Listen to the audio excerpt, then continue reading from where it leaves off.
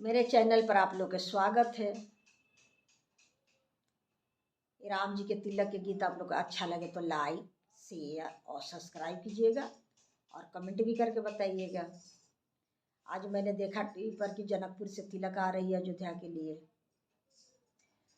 कारी कोशिला रानी तिलकानी रे खेली, खाड़ी कोशिला रानी तिलकानी रे खेली। ई तिलक राम जोगे नाही जी ए जी, ई तिलक राम जोगे नाही जी। खाड़ी कोशिला रानी तिलकानी रे खेली, ई तिलक राम जोगे नाही जी ए जी, ई तिलक राम जोगे नाही जी। ऐसन ऐसन बर्तन हम ता चमारा के दिहानी हो, ऐसन ऐसन बर्तन हम ता चमारा के दिहानी हो। बबुआ के नार के कटाई जी ए जी, बबुआ के नार के कटाई जी।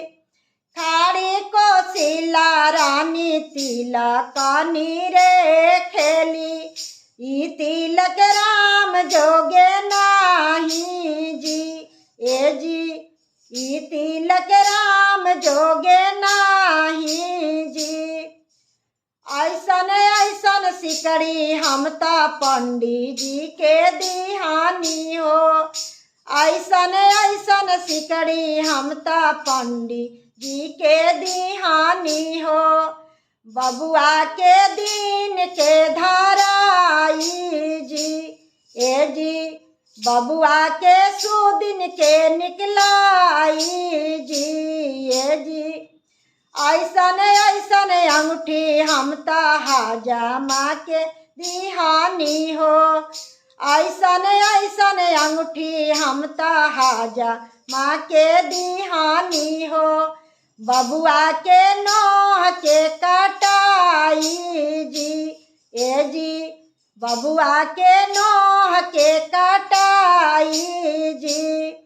खाड़ी कोशिला रानी तिलकानी रे खेली, ई तिलक राम जोगे नाही जी ए जी, ई तिलक राम जोगे नाही जी।